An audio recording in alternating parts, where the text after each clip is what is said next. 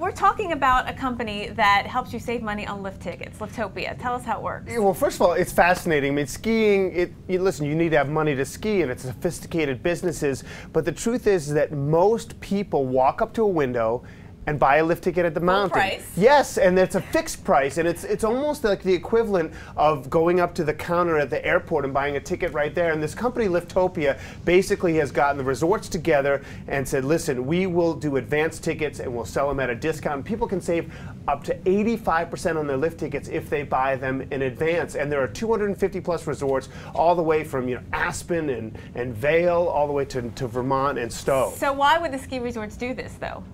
Okay, it's a great question, and the weather is obviously a huge variable when it comes to their success or failure. And we put something similar to that to the CEO, and here's what he had to say. Last year was obviously a little bit of a difficult winter for most of North America, and part of the reason that Liftopia is here is to help resorts insulate themselves from those difficult seasons when the weather is not exactly cooperating.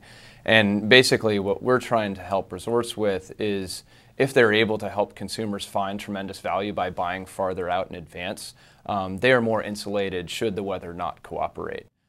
Right. There's a subset of the population. So they lock in revenue, right? So they get advanced tickets, so the resorts like it because they get that money, even if it's discounted up front, so they're not sitting there waiting on a bad weather day, realizing they're not going to sell a lot of tickets. The problem for the consumer here, and this is the wrinkle, is that even if the weather's bad, they own that ticket for that day. So this is like a price line for lift tickets, basically. Yes, but you can't go backward, and so you take a calculated risk here. You can save a lot of money getting in advance. The resort gets the money up front, but listen, if it rains or it's really warm or there's not a lot of snow, you still are committed. So have skiers been buying into this?